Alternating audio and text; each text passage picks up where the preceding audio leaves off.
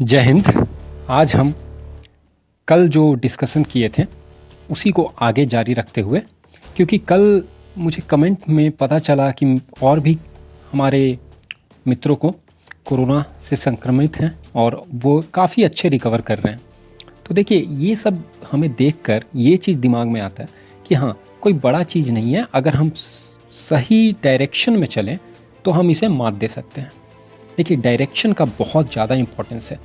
आप अपने ब्रेन को जिस डायरेक्शन में ट्रेन करोगे वो उस डायरेक्शन में ट्रेन हो जाएगा। आप अगर सोच लोगे कि नहीं यार, अब तो कोरोना हो गया, अब तो कुछ हो ही नहीं सकता, ज़िंदगी का अंत है, ये है वो है, तो मान के चलिए कि आप नहीं रिकवर कर पाओगे। लेकिन जिस समय आप ठान लोगे नहीं, मुझे तो बहुत कुछ करना है अभी लाइफ में, फैमिली है, परिवार है, माँ पिताजी, इसलिए तो मुझे नहीं इतना बड़ा किए हैं कि एक छोटे से वायरस से मैं हार कर ज़िंदगी त्याग दूँ। तो इस तरह का स्पिरिट अपने अंदर रखना है, स्पिरिट बहुत हाई रखना है, जो होगा देखा जाएगा। हाँ, लेकिन कॉन्फिडेंस बना के रखना है। देखिए, कॉन्फिडेंस बना के रखना है, ओवर कॉन्फिडेंस नहीं। ओवर कॉन्फिडेंस का मतलब है कि सीधा अरे यार, मास्क वास्क से कुछ नहीं होगा, मैं तो स्ट्रांग हूँ, मुझे आज तक कोई बीमारी हुआ ही नहीं है। तो ये फैक्ट है कि बहुत सारे ऐसे व्यक्ति बीमार हैं, अपने लाइफ खो चुके हैं, जिन्हें आज तक कोई भी बीमारी नहीं था। तो प्लीज़ लाइटली नहीं लेना है इसे। ये बहुत ही बड़ी महामारी है। कोई छोटे मोटा समझ कर इसे ओवर कॉन्फिडेंस नहीं करना। एक पतला धागा है कॉन्फिडेंस और ओवर कॉन्फिडेंस के बीच में, और अगर ये धागा टूटा तो समझ जाइए बहुत बड़ा खतरा है आगे। तो इसलिए कॉन्फिडेंस रखिए, अपने ऊपर कॉन्फिडेंस रखिए, दूसरों को कॉन्फिडेंस बढ़ाइए और नेगेटिविटी से दूर रहिए।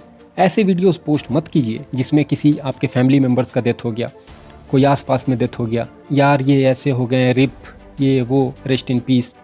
ठीक है, सहानुभूति है, लेकिन बहुत व्यक्ति अभी ऐसे हैं हमारे पॉपुलेशन में जो कि ये व्हाट्सएप और हैंड गैजेट्स वगैरह यूज़ कर रहे हैं, आइसोलेशन में हैं तो, और वो जब ये पढ़ेंगे तो उनके माइंड पे एक साइकोलॉजिकल इफेक्ट होता है। साइकोलॉजिकल इफेक्ट जिसका मैंने कल बात किया था।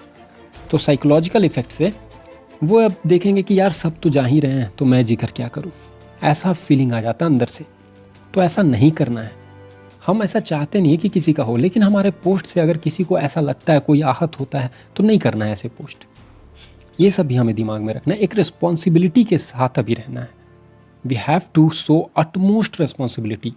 आज तक जो किए, लेकिन अब ये ठान लेना है कि अब ऐसा नहीं करना है हमें। ठीक है, तो ये सब चीज़ हमें एकदम क्लैरिटी के साथ माइंड में रखना है कि ना गलत चीज़ पोस्ट करना है, ना गलत चीज़ देखना है, ना गलत चीज़ सुनना है। गलत चीज़ अगर आप देखोगे, आप वो चीज़ आपके माइंड में बैठ जाएगी कि यार ये तो ऐसे हो रहा, कोई ठीक ही नहीं हो रहा, कोई यही नहीं हो रहा। आप देखिए एग्जाम्पल, अच्छे अच्छे एग्जाम्पल देखो ना। राजस्थान का एक केस है, उसमें एक लड़की जिनकी 95% तक लंग्स खराब हो चुके थे, उनका नाम याद नहीं आ रहा, राजस्थान के हैं, और वो फिर आ गए।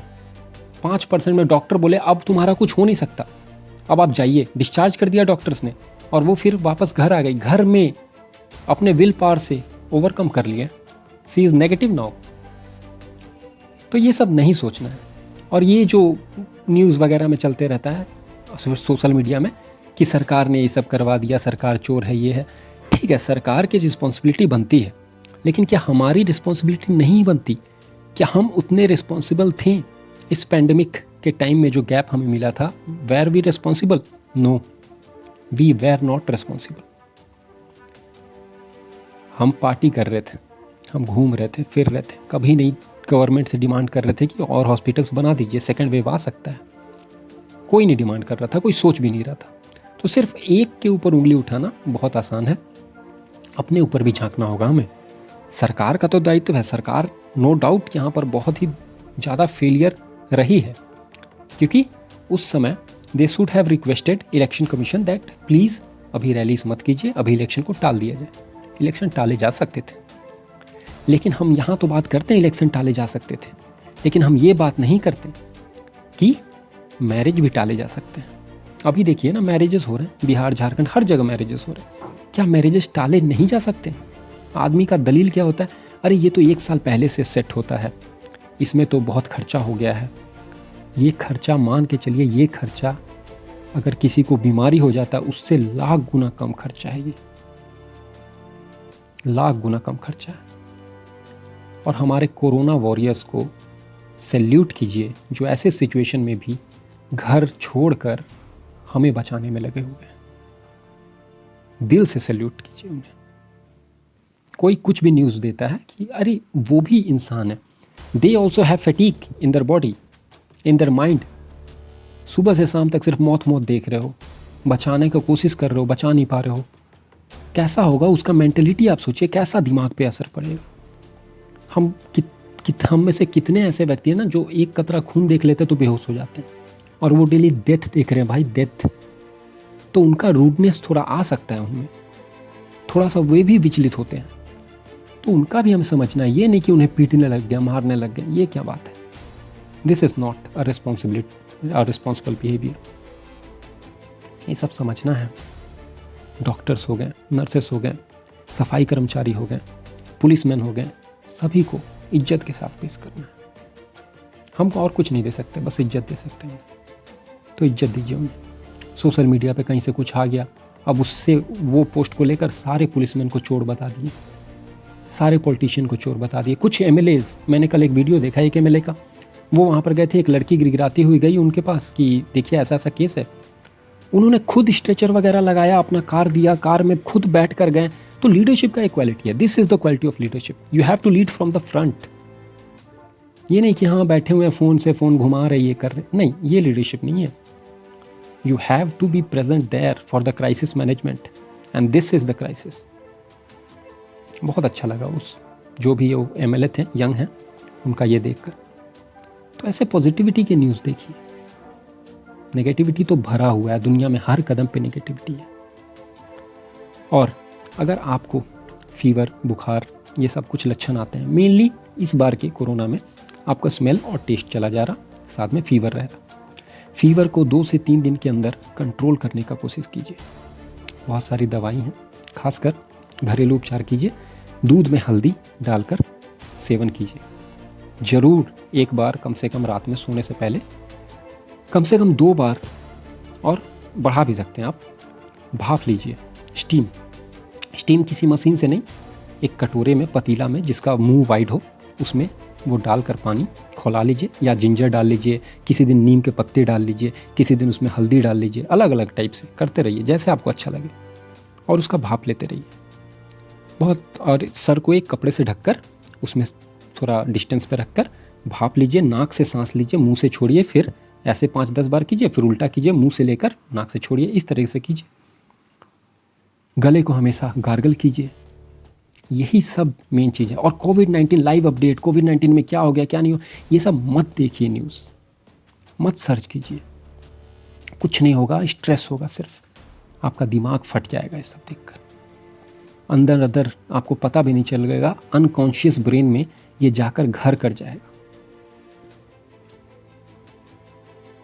कुछ फ़ायदा नहीं है ये सब न्यूज़ देखकर। इतना क्यों हम सर्च करें, क्यों खोज के। कुछ लोग हैं हमेशा सर्च करते रहते हैं, कोविड-19 लाइव अपडेट क्या है, कितने लोग मर गए, कितने लोग जी गए, क्या हुआ नहीं हुआ। क्या मतलब है यार आपको। आप खुद सुरक्षित रहिए, फैमिली को सुरक्षित रहिए, आसपास को सुरक्षा में रखिए, बस आपका इतना दायित्व है। हर व्यक्ति इतना करने लगे ना तो पूरे इंडिया से कोरोना ज़्यादा दिन नहीं टिकेगा। रिक्रिएशनल एक्टिविटी कीजिए जो आपने नहीं किया। कुछ सीखना है, गिटार बजाना, पियानो बजाना सीखिए। कुछ बनाना सीखना है किचन में, वो सीखिए। इतना अच्छा टाइम है आपके पास। स्किल एनहांस कीजिए, गार्डनिंग कीजिए, कुछ नए बुक्स स्टडी कीजिए, मूवीज़ देखिए, बहुत कुछ है करने को।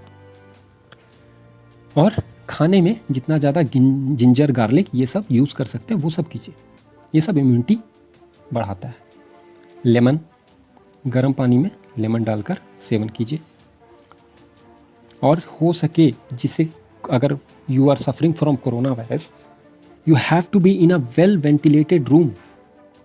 मेरा एक दोस्त था जिससे अभी बात हुआ 2 दिन पहले, तो उसने बोला यार देखो ऐसा ऐसा कोरोना हो गया, उसका फ़ोन आया मुझे पास। मैं बोला अच्छा तो क्या कर रहे हो आप इसके लिए। बोला कि अभी तो कुछ नहीं, अभी तो सोकर उठे हैं। बोले सोकर उठा 10 बजे। सबसे पहला बात तो ये चीज़ चेंज करना है, सूरज उगने से पहले उठना है, व्यायाम करना है, अपना दिनचर्या करने के बाद, फ्रेश होने के बाद व्यायाम करना है. You have to do exercises, anulom vilom pranayama and etcetera these things. And after that you have to. और वो जो दोस्त था वो पूरा रूम, अच्छा खासा घर है, वेल वेंटिलेटेड रूम है, सब खिड़कियाँ दरवाज़ा बंद थे. मैं बोला खिड़की दरवाज़ा खोल के रहना.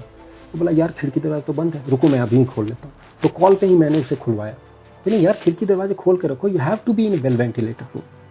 पैक होके नहीं रहना है. ये सब छोटी छोटी चीज़ है, लेकिन आदमी नोटिस नहीं करता. ये सब नोटिस करना है. वेल वेंटिलेटेड रूम में रहिए. दिन में जितना ज़्यादा हो सके पानी का सेवन करते रहिए. You have to be on water all day. शरीर को हाइड्रेशन में रखना है, पानी हमेशा रखना है शरीर के अंदर. मेडिकेशन सही टाइम पे लेना. मेडिकेशन सरकारें जारी कर रही है, अलग अलग राज्य सरकारें, उसको आप किसी डॉक्टर की सलाह से यूज़ कर सकते हैं. लेकिन साथ में ये गार्गल करना, भाप लेना, ये सब आपको कंटिन्यू रखना है. तभी जाकर वो वायरस को हम किल कर सकते हैं. मेरे फैमिली में मेरे ब्रदर को ही वॉज सफरिंग, तो जल्दी से उसे दिल्ली से बुलाया. एक अलग रूम में लैट्रिन बाथरूम अटैच है, उसमें उसे रखा. 10 दिन तक उसे उधर रखा. अलग से मैं ही जाता था खाना वगैरह देने.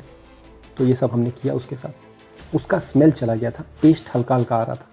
तो स्टार्टिंग ही था, लेकिन फिर उसे बहुत ज़्यादा पानी पिलाया. पानी भी ऐसे नहीं, हल्का गुनगुना पानी करके, हल्का वार्म करके, उसमें जिंजर, गार्लिक नहीं, जिंजर का एक टुकड़ा डाल के उसे बॉईल कर लीजिए, उसे पीजिए. आपको इम्यूनिटी बढ़ाना है. और he is fit now. After 8 days वो ठीक हो गया, सब चीज़ हो गया नॉर्मल. टेस्ट आने लगा, स्मेल आने लगा. तो उसे हमने धीरे धीरे बोला कि चल भाई तू इधर आ जा, शिफ्ट हो जा हमारे साथ. हमें पता चल गया था कि उसका स्टार्टिंग था. हमें पता चल गया कि अब वो फिट है. बहुत दिन, मतलब 5 दिन तक ऑब्ज़र्व किया. 5 दिन में उसे लेमन वगैरह सारा कुछ दे रहा था खाने के लिए. और फिर 5 दिन बाद, 5 दिन नहीं, टोटल 10 दिन उधर रहा.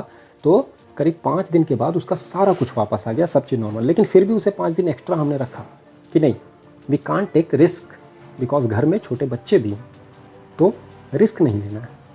तो after he is fully satisfied that हाँ मैं ठीक हूँ, तब he got transferred with us all. और अभी सही से हमारे साथ सब कोई, हम सही से हैं. तो आपको इस तरीके से करना है, पैनिक नहीं होना है. पैनिक हो जाओगे तो बहुत गड़बड़ हो जाएगी. सोचिए अगर हर व्यक्ति पैनिक होकर हॉस्पिटल दौड़ने लगे तो कोई भी सरकार हॉस्पिटल नहीं प्रोवाइड कर सकती. We have seen America, right, one of the world class best infrastructure. लेकिन फिर भी वो पैरों पर खड़ा हो गया, चरमरा गया. क्यों? क्योंकि किसी के बस की बात नहीं है. No government in the world can cater to every citizen if they all fell ill at a same time. एक समय पे अगर सब बीमार हो जाए, कोई नहीं कर सकता कैटर. आपके पास उतना मैन पावर नहीं है, उतने डॉक्टर्स नर्सेज नहीं है, उतने बेड्स नहीं है, हॉस्पिटल्स नहीं है, चाहे कोई भी देश हो. So we have to take our responsibility and we have to maintain healthy hygiene and follow COVID protocols and be safe and try to keep our relatives, our family safe. And please don't attend any marriages. किसी का भी शादी हो आपके family में मत कीजिए. पहले तो मना कर दीजिए कि कैंसिल कर दो. अगर आपके फैमिली में है तो, नहीं करते हैं तो आप मत जाइए, मत अटेंड कीजिए. प्लीज़ हाथ जोड़ कर विनती है, मत अटेंड कीजिए. रिश्ता टूटने दीजिए. जो समझदार होगा वो समझ जाएगा कि हाँ क्या कहना चाहता है. और जो नहीं समझेगा तो समझ जाइए उससे बड़ा बेवकूफ़ कोई नहीं है. जब आप अपनी लाइफ, अपने रिलेटिव्स के लाइफ, अपने फैमिली के लाइफ को नहीं समझ पा रहे हो तो क्या समझोगे आप. तो इसके साथ take care. Thank you everyone.